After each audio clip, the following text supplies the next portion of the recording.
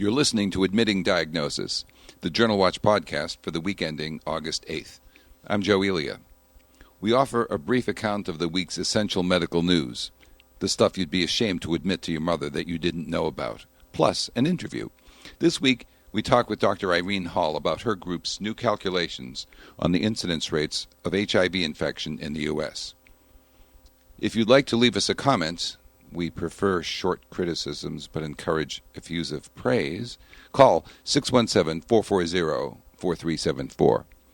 Links for everything we discuss here are available at podcasts.jwatch.org. Okay, here are the week's essential medical stories very briefly. Prostate screening? Not so much. Polite disagreement over screening ADHD kids for heart problems. And common infertility treatments don't work. Now for some details. The U.S. Preventive Services Task Force says not to screen men over 75 for prostate cancer, even those at increased risk. Why? Because the task force has what it calls moderate certainty that the risks of screening and treatment outweigh their benefits. For men under 75, the task force says it doesn't have enough evidence to know whether the benefits outweigh the risks. In those younger men, clinicians should discuss the uncertain benefits and the known harms of screening and treatment. Next, the American Academy of Pediatrics says it disagrees with the American Heart Association over the need to screen kids with ADHD for electrocardiographic abnormalities before prescribing drugs like Ritalin.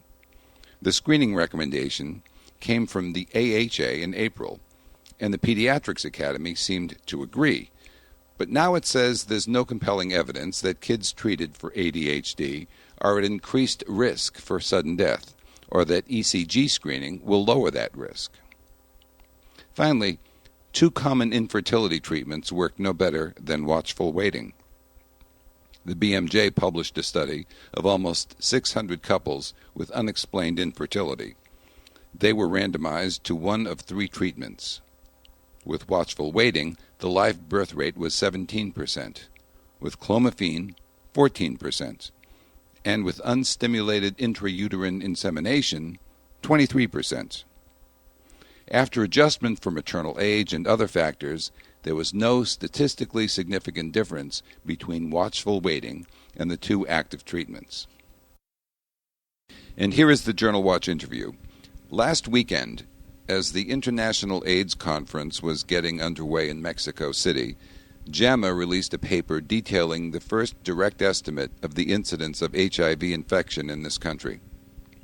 The New York Times headlined that the paper's authors, CDC researchers, found the infection rate to be 40% higher than previously estimated. CDC officials, according to the Times, said the higher incidence didn't necessarily mean there were more people infected. The Times quoted one epidemiologist's skepticism over this interpretation. We've asked Dr. Irene Hall, the study's principal author, to walk us through the numbers and provide a little perspective on the research and what it shows. Dr. Hall is with the CDC's Division of HIV/AIDS Prevention in Atlanta. Thank you for joining us, Dr. Hall. Well, your study has been getting a lot of attention. Were you surprised about that? Well, the new methods did reveal that the epidemic is and has been worse than previously known, and underscores for us the challenges in confronting this disease. So what we estimated was that about 56,000 new infections occurred in 2006. And now we have a much more precise method to estimate these new infections. But we can also see that while it's 40% higher than previously estimated, it is important to note that the new estimate does not actually represent an increase in the numbers, but a better understanding of what the level of infections is and was previously. Well, can you explain that a bit for us?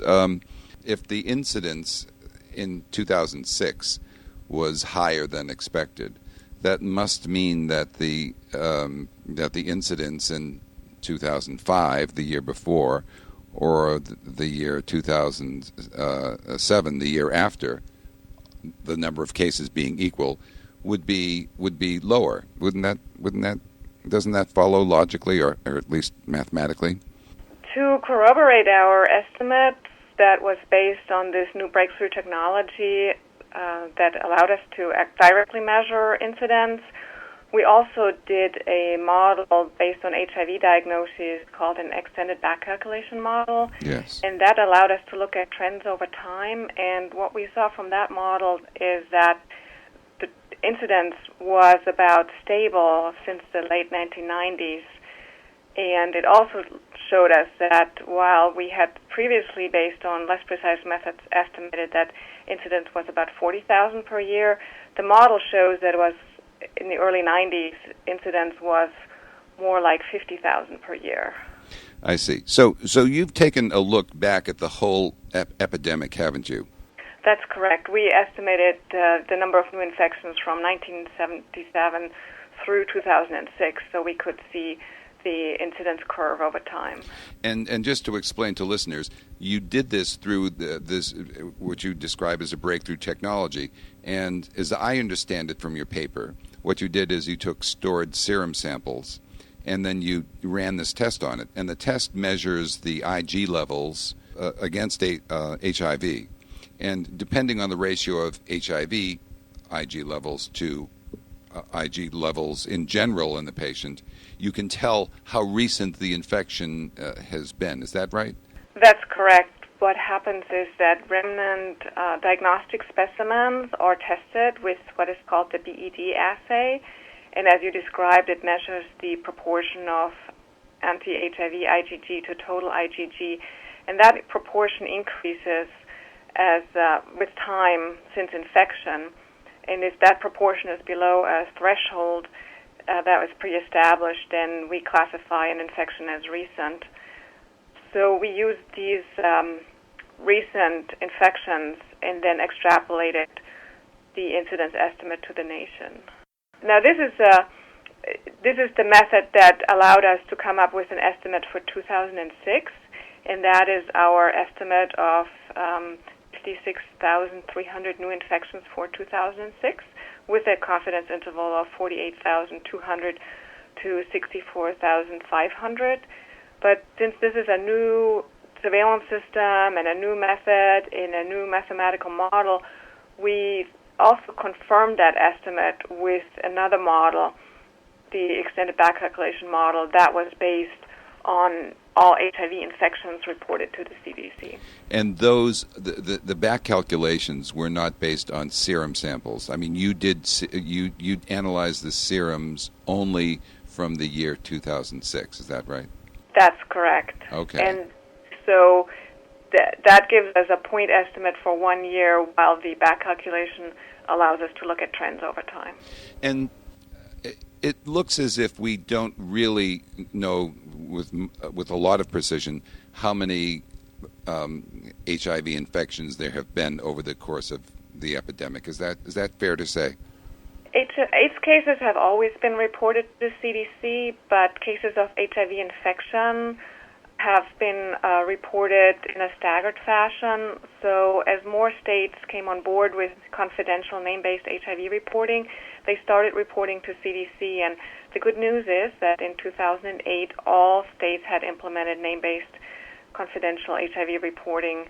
But it will take us a few years to be able to use this data and look at the total country to see, the HIV infections or the HIV diagnoses in all of the U.S.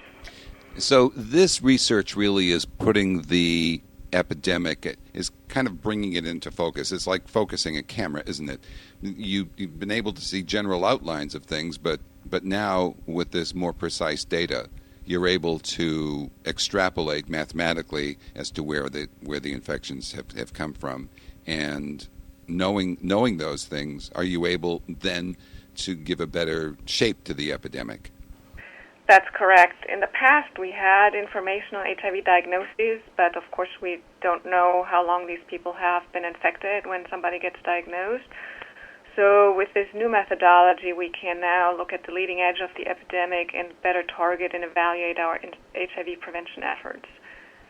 So really this breakthrough technology allows us to get a much clearer picture of what the status of the epidemic is in the U.S.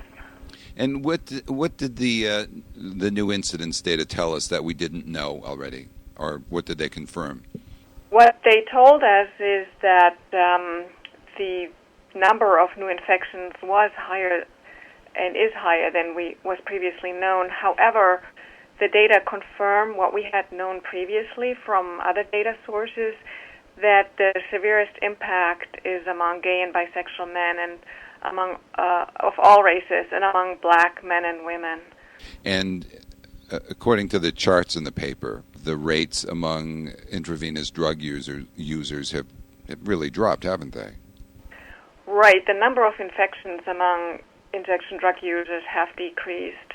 So that is a prevention success, and that leads us also with other evidence of prevention success, and to know that prevention works, but that we have not reached all those who need it. So for those trends that we see that continue to go up, which is among gay and bisexual men, we know that this is a wake-up call for all of us to do more and to reach those populations. The charts in the paper, the one showing the shape of the epidemic by ethnicity, mode of acquisition, and sex, are they dramatically different from what you would have drawn, say, a year ago? We did not have that type of information before, so we could only base our graphs at that time on HIV or AIDS diagnoses. So this is the first time that we really had information on the number of new infections and could look at that by subgroups. So this really is creating a better sketch of this epidemic, then? That is correct. We have a much clearer picture of what is going on. Well, what's next in your research? Are you going to try to account for the prevalence now? Will you try to enumerate the number of HIV infections? Is there a way that you see to be doing that, or what's coming up?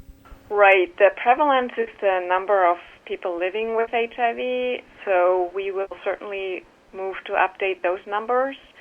And we also hope to provide more breakdowns for subgroups that we were not able to include in this paper. And is it the existence of these stored serums that is allowing some of this to happen? That's correct. So as our surveillance system continues, and we hope that next year we will have the estimate for 2007, and so in 2-3 years we will be able to look at trends based on this new system with using the BAD assay. Well, this has been fascinating. You've been able to paint a portrait of the epidemic from these numbers, and I've got to say that having read your paper, the methodology is beyond most people without PhDs in epidemiology. But we admire your work, and we thank you very much, Dr. Hall, for talking with us today. Thank you. Finally, this week, it's reported that at least one virus has a virus of its own. Originally isolated from a cooling tower in Paris, Acanthamoeba polyphaga mamavirus, I'm not making this up, can become infected with a much smaller virus called Sputnik. The infected virus seems to become lethargic and less infective of its favored victim, amoebas. It reminded me of some lines of poetry by Swift, who probably stole them from someone else. So, naturalists observe, a flea has smaller fleas that on him prey, and these have smaller still to bite him, and so proceed ad infinitum. So remember, viruses don't have it so easy either. If you'd like to talk about any of this, call 617-440-4374. Kindly leave your name and number so I can get back to you. Links for all stories are available at podcasts.jwatch.org. Included there at podcasts.jwatch.org, you'll also find links to previous podcasts in this series. Thanks so much for listening. For the Journal Watch podcast, I'm Joe Elia.